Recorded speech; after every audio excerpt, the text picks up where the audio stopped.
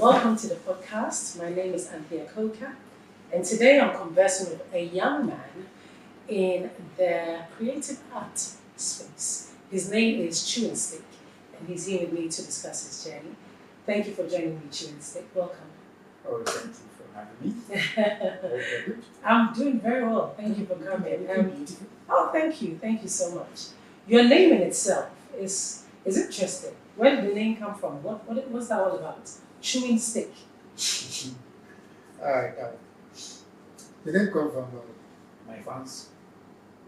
I did an advert on a TV station in Nigeria. Mm-hmm. So, and I use a long chewing stick. So even when I'm called on stage, I'm called in any program, everybody keeps shouting chewing stick, chewing stick, chewing stick. So you intentionally put a chewing stick in your mouth? Yeah, it was. You did an advert and that sort of like became, because you're holding a toothpick as well. I was wondering if that had anything to do with. That's become part of me, so I have to. So you walk around with toothpick everywhere you go? Yeah, reasonable. Oh, is that like a brand or something? Yep. Oh, I see. I actually thought that the chewing stick had something to do, maybe your height, your physique. Because you're slim and tall, I thought, I've always. In some way. Now I see. Am I giving you ideas? Yes. So I'm giving you ideas. Yes. Right, okay. Okay. So you're a stand-up comedian. Yep. Right, and what else? What else have you done in your past? Basically, where have you come from? Okay, so I'm from Nigeria, Mm-hmm. Edo State, and a part called Edo. Epoma. Yeah. I've not heard of that one. I've heard of Edo State. It's a popular place in Nigeria. Ah, And if you grow up in Epoma, you should understand the ways of life. the ways of life. Yes. Ah, So, I started as a dancer, and as a dancer. yeah. Okay. So I've been to Matina industry dance in Nigeria with my crew. So from there, started organizing carnival in Nigeria. So I organize carnival, I bring people together, bring up communities, try to look for one way to bring the big artists to also pass through. Oh. So from there, we started until Guinness found it interesting what we are doing, so they decided to sponsor my event after the 51. Yeah. The carnival. Yeah. Okay. So that one was very big. So are you still doing that or Uh, stop doing that? I've stopped that for the past 3 years now. But people always write me on WhatsApp, Facebook, I should come to organize a program, so since I've left. But I'm planning it. Okay. So who are some of the people that participated on? I brought Blackface, franchise. Those were people back then who were really were teenagers. Right, okay. So what brought you to Ghana? Okay. I found out like the comedy in Ghana. It was nice. I was really inspired by Calibos Okay. to come to Ghana when it comes to comedy aspect Mm-hmm. and Big Smack, the joke. But I found like most people are not really by interest when it comes to comedy in Ghana. Yeah. But when it comes to music, everybody wants to invest in music and okay. creative music. Mm-hmm. But comedy is not really what people put interest. So I feel like Nigeria is a competition. You have a lot of comedians, a lot of skit makers in Nigeria. Mm-hmm. So before everybody will look to your page, it's difficult. But Ghana is a free space where when you invest in comedy, people really. It's fertile ground Yeah. for you. So you felt that coming here would give you, better Yeah. chance of doing, far more better. Yeah. Right. Okay. So what's the difference between stand-up comedian and comedian? I've never really fully understood what that's all about. Okay. Is there a difference? Yeah, there's a big difference. Okay. A stand-up comedian, you have to be creative to make an audience laugh. Even if they are not up to 10, you have to make those just 3 people or 2 people laugh. So you're the ones that literally stand before a crowd and then crack jokes. Yeah. Okay. And there are other comedians who are comic comedians. Okay. Their own is only to act, but they can't make people laugh. Like Mr. Bean. Thank you. Okay. Like, okay, for example, like Lewin, Oh. your Ghana actor. Mm-hmm. So, even Big Smack the joke. When I did my Ghana versus Nigeria comedy night last year, there are a lot of comedians I see online. I write them, they let you know, oh boss, we can only act, we don't know how to make people laugh. But I feel like somebody like Lil Wayne is a combination because he's an actor as well as a comedian. And so I feel like when he's acting and he's sort of like playing through it in that. Yeah, that's why it's called. We have he's a comic actor, not a stand-up comedian. You can bring him on stage. Many people see him alone, they will laugh. Yes. But you cannot take Lil Wayne to Nigeria or outside country and he will try to sing and people will laugh when they don't know him. So what would make people laugh? You need to crack something to make them laugh. Exactly. Yeah, because they know him already.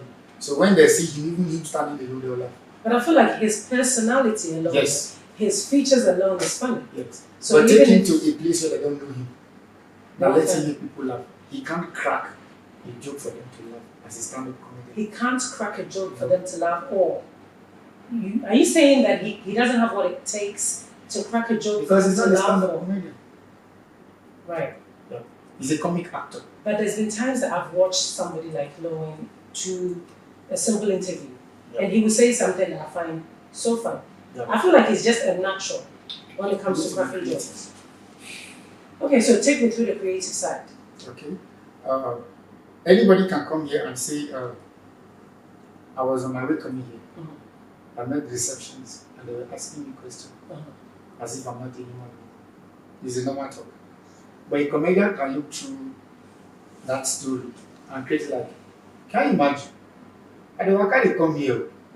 That reception can ask me questions like, say, I'm not a human being. I'll be like, you will not be Ghanaian.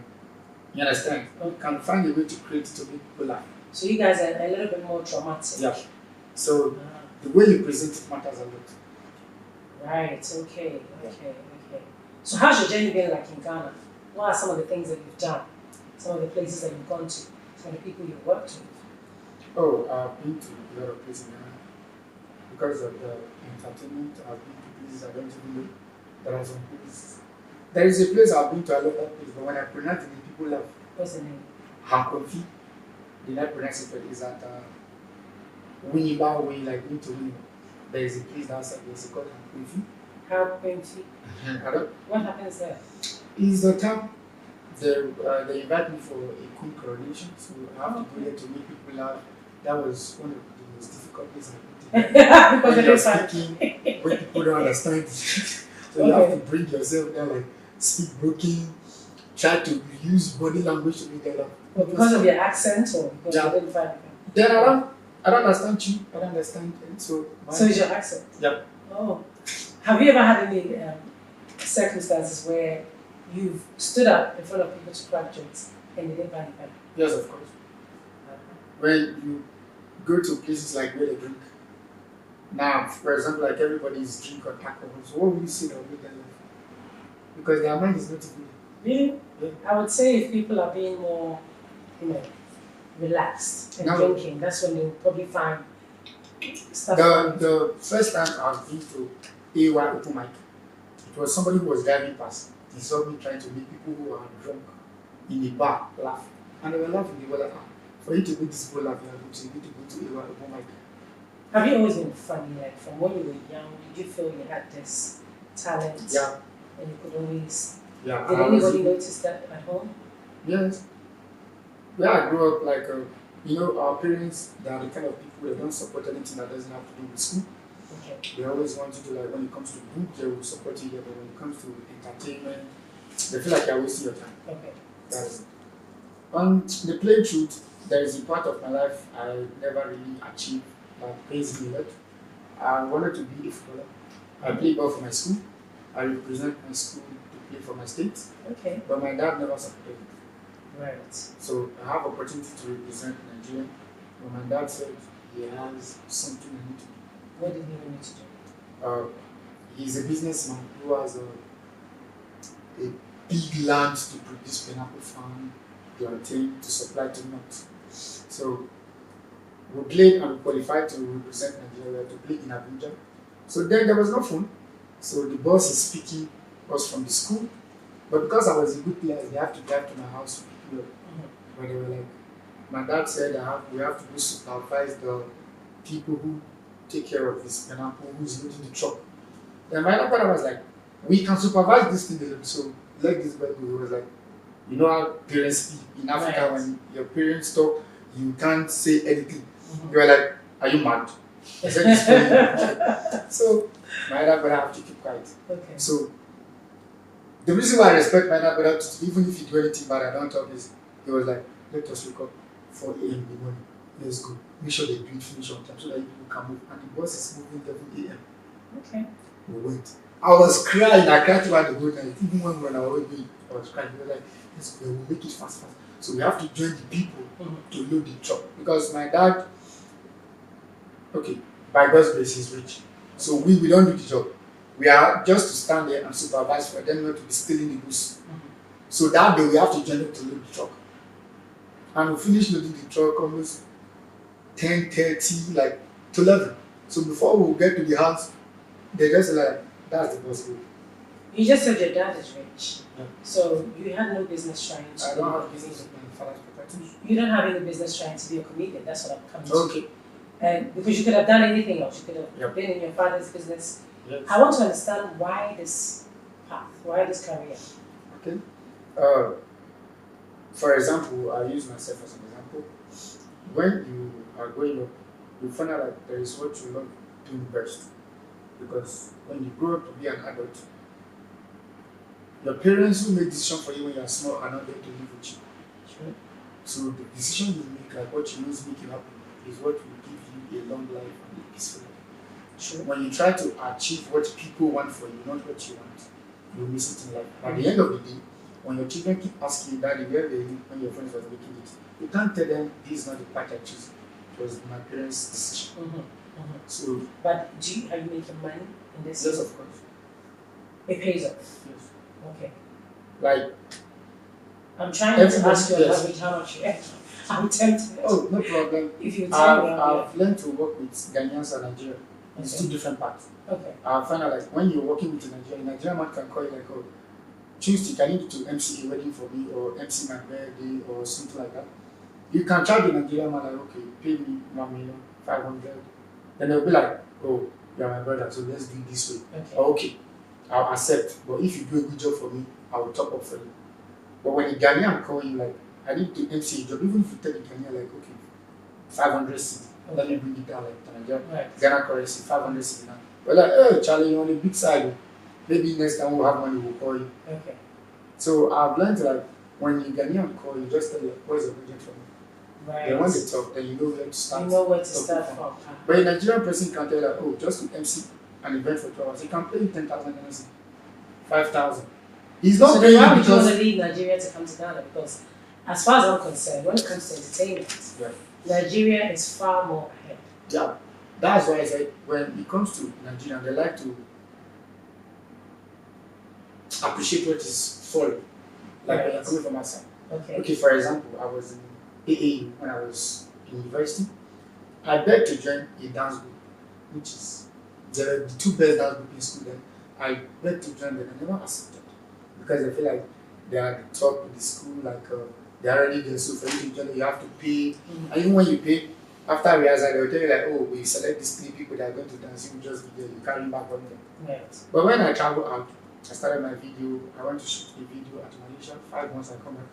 I went to Kenya. So when I got to Kenya, my friend wrote me from that same AA. They're having a program. Want to invite you? I was like, okay. So what is the deal? Oh, we are going to pay. We are going to book your hotel. We are going to pay your flight. Then I'm coming since you're not based in Ghana. I was like, this is the same school who not allowed me to join. Right. Ordinary dance group. But now they know you are outside country. You do your video. They are seeing your content online. The school is inviting you. So is it a strategy you use Yes, of course. to move from Nigeria to come to Ghana? Because there's been past cases or instances where even Nigerian musicians have left Nigeria, come over here, made it big, Yeah. and go back to Nigeria. So they come in, they claim to be Ghanaians. They use our environment, our people, our everything to learn what they have to repackage themselves and represent themselves back to Nigeria. Yeah. And then they make it very big and reclaim being Nigerians. Is that the case? That's not the case. It's the case of there is a saying that said he has rats, not get oil. Like where you are coming from, they don't value you. True. But when they see you go outside, they value you. Yeah, but the question I asked was the fact that there's been instances where other Nigerians, I can mention someone like, what's this guy's name? I even thought he was Ghanaian for a long time. He's a musician. You're able to make him out without me even mentioning the name, which means I have a point there. Yeah, Mr. Easy, I've been in Ghana for a long time. He started music here, but he's in Nigeria. But even that in time, you make mention of Ghana beat is what is giving Nigeria inspiration. And we're like, if you come to Nigeria, we'll give you a slap. But isn't that the truth? No. Because there's been, like I said, there's been many cases. The Inyanya came to date Evan Nelson so that he can have his career jump through the roof. Inyanya did not come. Mr. Easy came in as a Ghanaian, used the environment. Burna Boy came and used Shatawale. It's not a case of it's a proven. Ghana Boy used Shatawale. I wouldn't say he used. But in a way, Shatta sort of helped him to come out. But if you can be honest, if you have watched a lot of Shatawale's video and watched the video he did with Burna Boy, you can see a lot of difference. That's not the point you're making here. The point I'm making is the fact that I'm asking you a question based on the fact that Nigerians are coming in, use our platform, use our people, use our environment, repackage themselves, because like you said, you brought yourself in. You said Nigerians like everything foreign. Yeah. So that's the reason why you forced the borders to come away. Isn't that what you said? That's what I said. So I'm just holding you back on your word. Yeah. That could that be the case? That they come in, they use our people, they use our environment, they use everything. Because the way I see it, I don't think a Ghanaian, I've not heard many stories of a Ghanaian going to Nigeria for a particular purpose in the creative aspect. What is the name of this guy who is always in I don't think he will be accepted like that. Oh, his name is, he always uses that third, what a bombshell, what's his name? They even want to use that guy to replace Mr. Ibu in Nigeria now. Who, the guy that does it, Iban? No. Oh, what is his name? Okay, but you don't have many people to refer to. Oh, a lot of people. No, there's only one person. A lot of people. And the reason for this thing is marketers love to market what is foreign. That's the truth. It is the truth. Yeah. It is the truth. And me, the reason why if they invite me when it comes to Kuma movie, I don't go is because they always want to do movie with you. And when you do movie with you, he doesn't go out of Ghana. And if you go out of Ghana, it's only somebody who understands you that will play you. Listen, I personally think Nigerians are very smart. And I will give you guys that because you know how to present yourself and get what you want. When it comes to music, acting, comedy and all those things. I feel like you really, but the reason why I'm dwelling on this is that there has been a track record, which means Ghana has something that we probably don't see, that the Nigerians are seeing. That's making them come in. That is what I just aired. Okay. So apart from the fact that maybe everybody likes something foreign, so you come over here, you repackage yourself and go back. Does Ghana, would you say that Ghana have talent? Ghana have something unique and different that Nigerians don't have, that we probably don't realize? Oh. You've been here for some time now. Oh, yeah, sure. As far as I'm concerned, Ghanaians, they have talent. Okay. They are creative. But the plain truth is, we don't realize it. They don't realize it, and most of them don't want to adjust. Like, let us learn. Okay. Like I see, like a lot of Ghanaians. Let me see, few of them that I've known, where they know like this cup is like this. Most of them don't like. Okay, let's think of how to rebrand the cup. Okay. They just want to like, okay, the cup is there already. Since it's making 10 CDs for us, let's leave it like that. But when a Nigerian man see this cup, he'll be like, if I change the color of this cup, it will be better, and I can sell it like 50. That is easy. So that's the difference between the Ghanaian and the Nigerian. So it's not a case of Ghana people don't have talent. No. Because we hear that all the time. Like Ghana, and for example, if you go to Nigeria market, we have a rapper called MI, we have Vector. But the whole Nigeria have let those people go and choose Sack. You know why? Why? Sack is somebody who he like challenge. Who's Sack? Sakode. Oh, when you tell Sakode like I'm good, he tell you I'm better. Okay. You understand? if you watch, everybody have been rapping in Ghana. People have been rapping in Nigeria. Right. We have tired of listening to you just come to the mic, you talk, and you discover rap. But when Sack comes, he tell you like there is what we call 6 rhymes. When you play Sack music, he doesn't flow with let me just talk. Right. Before you know, There's he will give dynamics. you 6 rhymes Right. in one track. Okay. And when you come from any country, if you like, there was a time where like if there is a competition in Africa or in the world, they said we need to bring rappers to compete. Sack is the only person who pick in Africa to compete with Eminem. Well, that's And Busta Rhymes. impressive. Yes, in Nigeria, Eminem. yes, because when it comes to people who are fast in rapping, it is only Sack. MI talk slowly, Ice Prince talk slowly. And even when Sack invited Ice Prince, if you listen to that rap, every Nigerian vote for Sack, even when Ice Prince is out. You understand? When it comes to MI, when it comes to Vector, you understand? Right. Even when Sack bring Ace Hood, he teach Ace Hood how to rap. And the only mistake he made was, I will build a statue. Who is Ace Hood to build a statue in Africa? You understand? Mm-hmm. That we appreciate what is good, who is creative. That is just it. Right. But not that we don't like competition with we Africans. The only problem we have here, when you see Nigeria now, everybody want to organize event outside country. Everybody want their business to be outside country. Let them say, okay, I've done this thing here. Last month, Asake shut down Oti Arena, which everybody knew. But in Ghana here, what do you see? Any music you see Shatawale drop is to fight somebody. Any music you see this one drop is to attack somebody. And who do you expect to promote, like, okay, for example now. Negativity. Thank you. So you feel like the Ghana entertainment scene is too focused on unnecessary things? Yes. Okay, whereas the Nigerians are more focused We are focused on business. competition. Let's take over the world. Uh-huh. You are fighting or take over somebody else. Okay. I see. Wow, that's interesting actually. Yeah, because now, for example, me, I decided to bring something on board because every Ghanaians are doing, when it comes to Ghana Meets Nigeria, it's all about music. So that's why I see this is the 4th edition of Ghana versus Nigeria Comedy Night. Mm-hmm. So I'm trying to focus on the comedy aspect. Okay. Which, if you go to Nigeria now, AY, when AY wants to organize a program, he's going to outside country, Okay. Manchester, United, Tottenham, this kind of place, trying to even go to foreign countries more. But here in Ghana, when we try to work with people, because in Nigeria it is called union, they do things together. When I do a program now, for example, I cannot promote it alone. Okay. If I push, you push, he push, every other person. So it's a teamwork. To go far, yeah, it's a teamwork. Right. But Ghana here, when you try to build a teamwork, I find like everybody is interested in what I want it to be.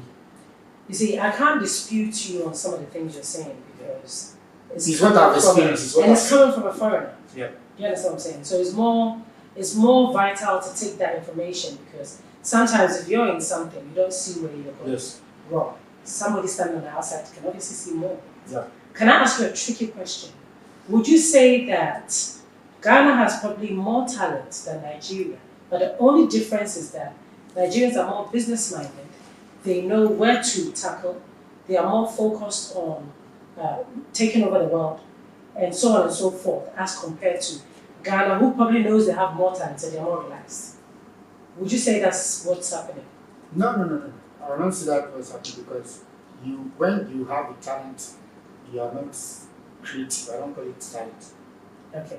Yeah. Understand? Mm-hmm. Because if you have a talent, you created. Okay, for example, you see different brands of companies. Mm-hmm. Like Mercedes talent.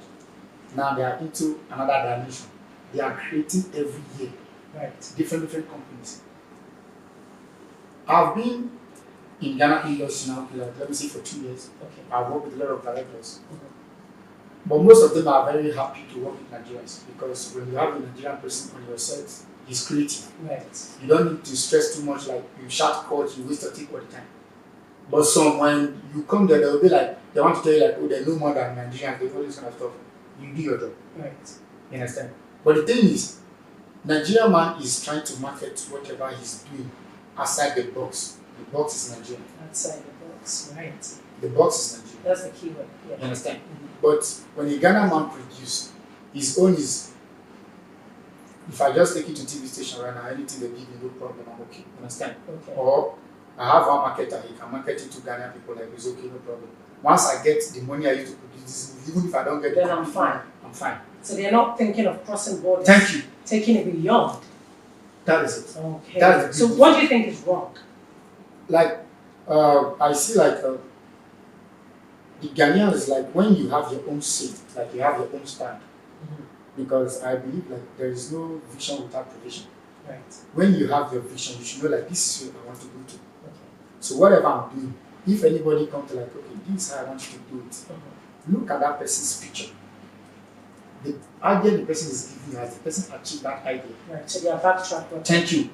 Right. You understand? So before you can advise me to move to the next level, I should see like what you have I done. need to see what you've done. So in my own case, when you produce something like there was a time I produced a movie, I was like, yes, I want the movie to be on Netflix. Okay. So I have to make calls and talk to people. People are like, okay, this is what you should do, this is what you should do, this is term and condition, this is what Netflix don't accept. So from there I know.